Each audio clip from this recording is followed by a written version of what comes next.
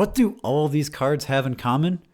Well, they're all card number 1 from the Topps flagship product. What's going on, guys? It's Eagleman here, and today I'm going to be breaking down the iconic card number 1 from every Topps flagship product. So the first card of every Topps flagship set usually holds some sort of distinction or honor. It usually has a story to tell from the previous season. And card number 1 is hosted the likes of rookies and Hall of Famers and checklists. So let's go ahead and take a closer look at every card number 1 from every Topps flagship product, starting at 1951. 1951, Topps released the Redback set, which featured card number 1 as Yogi Berra.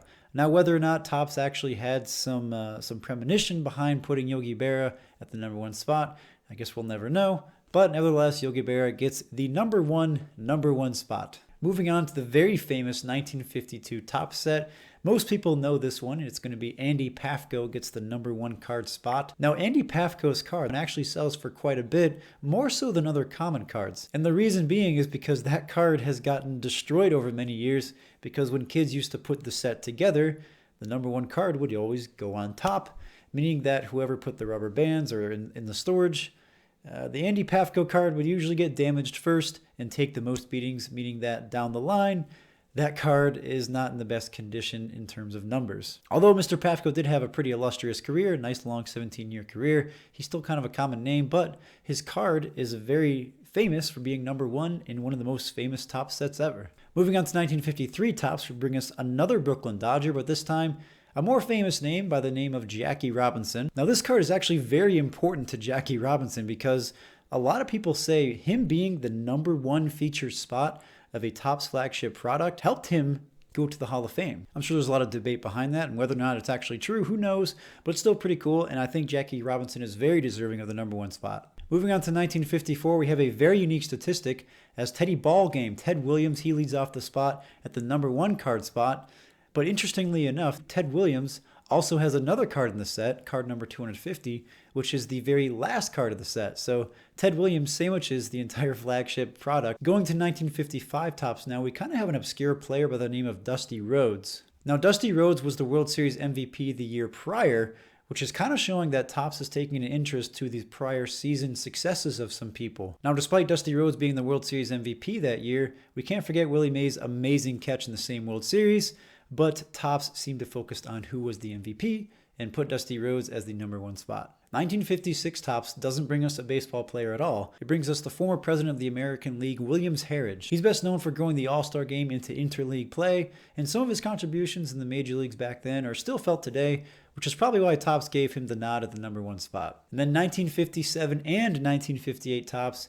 features the first repeat and tri-peat of a player. Who else but Ted Williams? I mean, the guy was just insane during this era, so it kind of makes sense that Topps was going to feature him. And then in 1959 Topps, they bring back another non-baseball player by the name of Ford Frick, and he's best known for creating the Hall of Fame, or at least influencing the creation of the Baseball Hall of Fame. Now, moving on to the 1960s, a completely new decade, and the decade is going to be led off by Early Wynn. He's one of the lesser-known Hall of Famers, but in the year prior, 1959, he was the Cy Young Award winner, and get this, he was the Cy Young Award winner 20 years into his career, which is pretty impressive, so I think that rightfully earns him the spot at number 1. Moving on to 1961, it's led off by another not-so-common name, Dick Groat, but interestingly enough, he's the only player to be inducted into the College Basketball Hall of Fame and the National Baseball Hall of Fame. Now in 1962 is a more common name that you might know, Roger Maris, who in 1960 and in 1961 won the MVP twice. So I think Topps was like, okay, it's time for Roger Maris to get the number 1 spot. Now we start to see a trend where Topps is going to feature multiple players who are leaders in certain categories. And in 1963, that's exactly what Topps did, as they featured the National League batting leaders as card number 1 to include players such as Frank Robinson, Stan Musial, Tommy Davis, Bill White, and of course this guy named Hank Aaron. Preceding year in 1964, Topps did a similar thing as they featured the NL ERA leaders such as Sandy Koufax, Dick Ellsworth, and Bob Friend. 1965, Topps featured the AL batting leaders such as Tony Oliva, Brooks Robinson, and Elston Howard. Now 1966 kind of breaks the trend where it doesn't feature multiple players, but Topps gives the nod rightfully to Willie Mays as he earns another MVP and his 9th out of 12 Gold Gloves the year prior. I mean, the dude is just insane, probably one of the best baseball players ever, so it's finally good to see him get a spot at number 1. So 1967, Topps returns back to the multiplayer card, but this time featuring of the Baltimore Orioles, who had just won a World Series the year prior. The card features players such as Brooks Robinson and Frank Robinson, who are making their second appearance at number 1 spot, along with a player by the name of Mike Bauer. What's also interesting is that Frank Robinson has now been featured at the number 1 spot on 2 different teams. Now going on to the leaders category, we go to 1968 Topps, where it features the NL batting leaders. It features Roberto Clemente, Tony Gonzalez, and Matty Alou. And 1969 Topps featured the AL batting leaders, such as Carl Yastrzemski, Danny Carter, and Tony Oliva once again. Now we move on to the 1970s decades, where Topps started a new trend. Aside from featuring multiple players, they decided to feature the previous year's World Series team photo. So from 1970, 1971, and 1972, Topps featured the previous year's World Series teams. Respectively, they are the Mets, Orioles, and then the Pirates. Now in 1973, Topps released the number 1 card as kind of like a historical thing that's been happening at the time. And of course is the home run chase of Hank Aaron. So this card features the all-time home run leaders. And on it you have Babe Ruth, Willie Mays, and obviously Hank Aaron. And then the very next year, 1974 Topps, it features a commemorative card of Hank Aaron, who had just broken or surpassed the record for most home runs. And then in 1975 Topps again, they feature Hank Aaron, the home run king, just another commemorative card. You can guess it, 1976 Topps does the exact same thing, as it once again features Hank Aaron. Now 1977 Topps brings back the idea of the AL and NL batting leaders, and this time it's going to be Bill Madlock and George Brett leading those titles. Now in 1978 Topps, they feature Lou Brock, who had just broken the career stolen base record. And we're kind of seeing a theme here, as Topps is going to be featuring the leaders in each category, but also people who have broken significant milestone records. Moving on to 1979 Topps, we feature the AL and NL batting title leaders once again, this time with Rod Carew and Dave.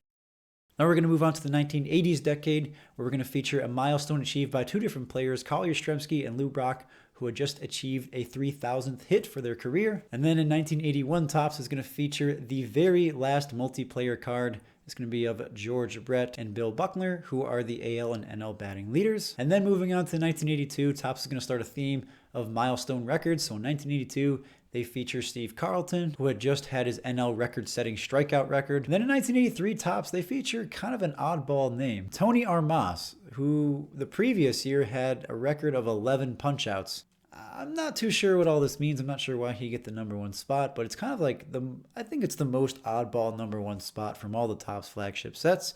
But Tony Armas gets the number 1 spot. Then in 1984 Topps, they feature Steve Carlton once again at the number 1 spot, because Steve Carlton had just achieved his 300th win and the title of the all-time strikeout leader. 1985 Topps is going to feature another record broken, this time by Carlton Fisk, who the year prior broke the record for most consecutive innings caught by a catcher. Then in 1986 Topps, they kind of take a break from all the records and they decide to feature Pete Rose, who at the time was nearing the end of his career.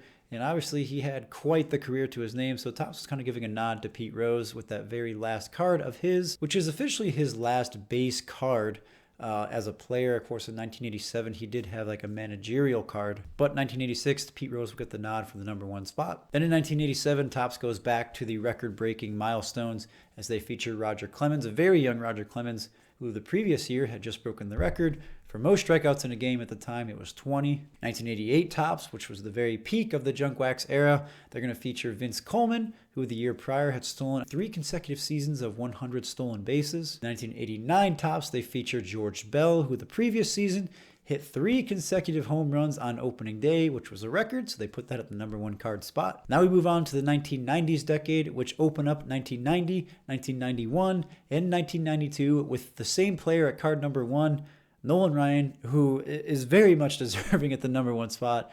I mean, no-hitter after no-hitter, strikeout after strikeout, all these amazing career milestones. Topps just decided, Nolan Ryan, you get the number 1 spot for the next 3 years. Then in 1993 Topps, they decided to feature Robin Yount, who was also nearing the end of his career.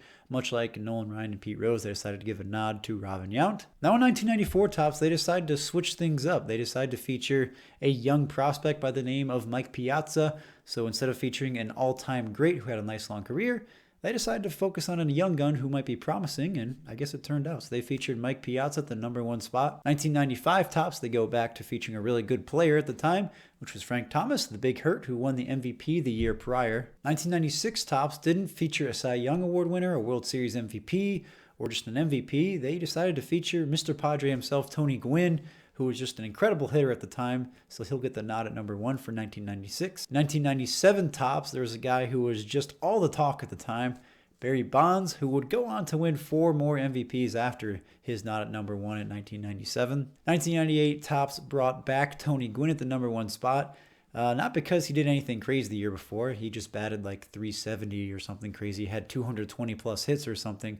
But of course, that was just a regular season for Tony Gwynn. 1999 Topps brings back Roger Clemens, but this time he's wearing a Toronto Blue Jays uniform, making him the second player on this list to be featured at the number 1 spot, featuring 2 different teams. The new century of the year 2000, at the number 1 spot, they decided to feature Mark McGwire, who was nearing the end of his career, but more importantly, he had that incredible home run chase with Sammy Sosa the year prior, so I think he obviously well-deservingly earns the number 1 spot.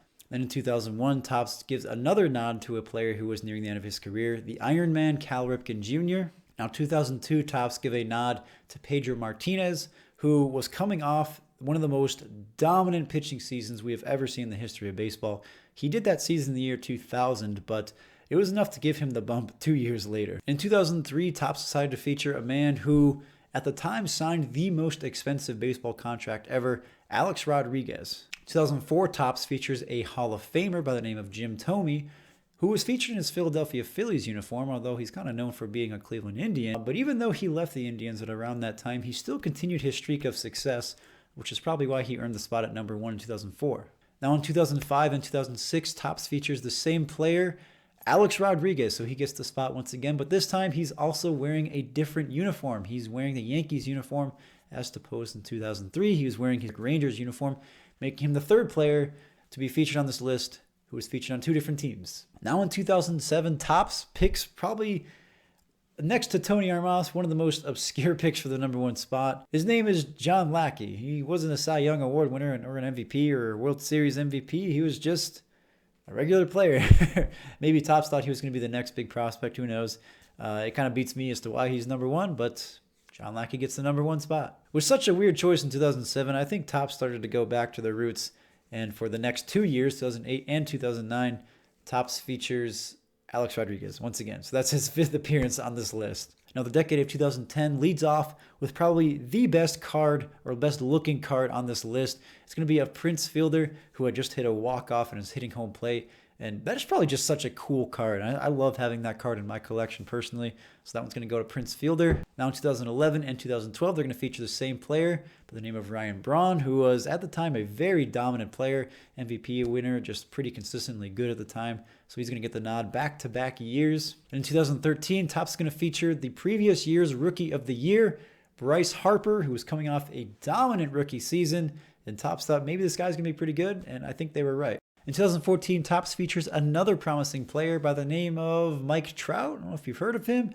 Yeah, he turned out to be pretty good, so another good key from Topps. Now 2015 refers back to the veterans this time and features Derek Jeter, who had his magical moment as he hit his walk-off hit in his last at-bat, which is also a very, very cool photo. But in 2016, Topps goes back to Mike Trout because he's Mike Trout and he keeps winning MVPs and he's really good. Then in 2017, Topps features another young player at the time, Chris Bryant, who is coming off a very dominant season and a World Series win. 2018, Topps goes with a Rookie Cup player by the name of Aaron Judge, who was also a very, very promising young player, coming off another dominant rookie season, just like most of the people that we're seeing nowadays. 2019, we see the same idea here as we feature another Rookie Cup player, Ronald Acuna Jr., who was also coming off a dominant season. So it seems like Topps is just featuring some very promising young prospects, and it seems like Topps is doing a good job picking these number 1 cards for promising people. But then in 2020, it features Mike Trout once again because he's Mike Trout and he's just dominant in every facet. So, and lastly, 2021, we all know this was like a big reveal online.